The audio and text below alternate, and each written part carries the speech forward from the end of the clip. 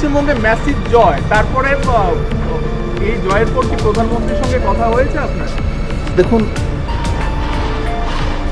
মানে কথার বিষয় না, বিষয়টা হচ্ছে যে পশ্চিমবঙ্গের জয়টা শুধু পার্টির জয় না, সেটা পশ্চিমবঙ্গের মানুষের অস্তিত্বের জয়। মানুষের অস্তিত্ব কাহিল ছিল ওই রাজ্যটার মধ্যে। বলার অধিকার নেই, কাজ করার অধিকার নেই, মহিলাদের বেরোনোর অধিকার নেই, যুবকদের রোজগার করার অধিকার নেই। তো ওটা থেকে তিক্ত হয়ে গেছে পশ্চিমবঙ্গ। তো তার জন্য মাননীয় প্রধানমন্ত্রীজিকে আমি ধন্যবাদ জানাই যে ওনার মার্গদর্শন এবং ওনার পথ দেখানোর যে রাস্তা আছে, সেই রাস্তা দিয়ে আমরা কাজ করেছি। আর পশ্চিমবঙ্গের মানুষ বেরিয়ে এসছে, 93% ভোট করেছে। ইলেকশন কমিশনকে ধন্যবাদ জানাই যে একটা পিসফুল ইলেকশন করানোর কারণে মানুষ এসে তার ভোটাধিকার প্রয়োগ করেছে। বিশেষ করে মহিলারা বড় মাত্রায় বেরিয়েছে। বাংলার শপথ নিয়ে দিল্লিতে বৈঠকে যোগ দিতে যাচ্ছেন, আলোচ্য বিষয় কি? দেখুন, শপথ নিয়ে যোগ দেওয়ার জন্য যাচ্ছি না আমি। শপথ তো কলকাতাতেই হবে।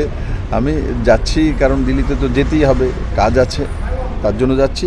আর যেটা রায় দেওয়ার পশ্চিমবঙ্গের মানুষ দিয়ে দিয়েছে, এখন কাজ হচ্ছে যে আমরা যাতে পশ্চিমবঙ্গের মানুষের যে আশা ভরসা সেটা নিয়ে বিজেপিকে ভোট দিয়েছে, সেটা যাতে পূরণ করতে পারে মাননীয় প্রধানমন্ত্রী নরেন্দ্র মোদীর নেতৃত্বে। সেটাই আমাদের এই বহু বছর পর, 50 বছর পর পশ্চিমবঙ্গের মধ্যে কেন্দ্র এবং রাজ্য এক সরকার আসবে, এক সরকার কাজ করবে। এটা পশ্চিমবঙ্গের মানুষের জন্য বড় বিষয় হবে। কারণ 50টা বছর যাবৎ শুধু কমিউনিস্টরাও কেন্দ্রের সঙ্গে লড়াই করে মানুষদেরকে নেগেটিভিটির মধ্যে নিয়ে গেছে। আর উনি তো কোনো কিছু বাকিই নেই, নেগেটিভিটি হার মেনে গেছে ওনার সামনে। মমতা ব্যানার্জি বলছিলেন যে লুট করা হয়েছে 100 মতো আসন। ওনার দেখুন, ও যে যেমন তেমন ভাবে 93% ভোট করেছে, লুট করেছে। তো ওনার বিষয়ে গণকেছ, এখন এগুলো কথা বলে লাভ নেই। এখন ডেভেলপমেন্টের কথা বলো, পশ্চিমবঙ্গের মানুষের উন্নয়নের কথা বলো। জয়ের পর কি কোনো তৃণমূল নেতা বিজেপির সঙ্গে যোগাযোগ করছে?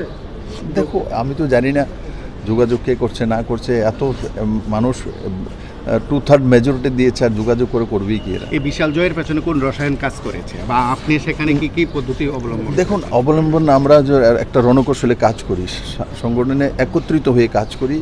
আর সেটা মাননীয় গৃহমন্ত্রী অমিত ভাই সাহেব যে ডাইরেকশন আছে, আর মোদির যে আশীর্বাদ, দুইটা মিলে কাজ করি। সবাই একসঙ্গে কাজ করেছি, আর মানুষ আশীর্বাদ দিয়েছে, তার কারণে জয় হয়েছে।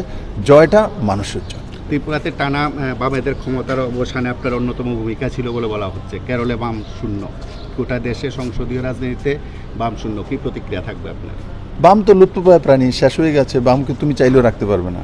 ওদের যে ধারা, ওদের যে কি বলছে, তাদের যে নিয়ম কানুন, এইগুলো এখন আর দুনিয়াতে চলে না। এখন এর যুগ চলে এসে ওরা বলবে ভাই গিয়ে কোদাল দিয়ে কাজ করে, এখন সবাই ডোজার নিয়ে কাজ করে। তো ওদের কথা তো চলবে না। এরা তো এখনও মানে লুপ্তপ্রায় হয়ে গেছে, পুরনো ধারায় কথা বলে, এগুলো চলে না রে ভাই। আজকাল দুনিয়া অনেক বেশি অ্যাডভান্স হয়ে গেছে। স্যার, শেষ প্রশ্ন, 18 আর 2026 কোন পরিবর্তনটা সবচেয়ে কষ্টের ছিল? প্রত্যেকটা পরিবর্তনই আলাদা একটা নিয়ম অনুসারে হয়, আলাদা একটা যুদ্ধ হয়।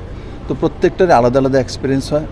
তো স্বাভাবিকভাবে 18তে এখানে কমিউনিস্টকে হারিয়ে বসা, সেটাও বিজেপির জন্য কঠিন পরিশ্রম ছিল।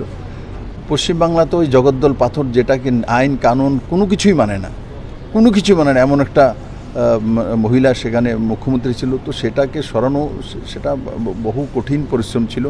সবাই মিলে করেছি, হয়েছে। পশ্চিমবঙ্গের মানুষকে ধন্যবাদ। স্যার, এই বড় জয় নিয়ে কি পিএম এর সঙ্গে কথা হয়েছে?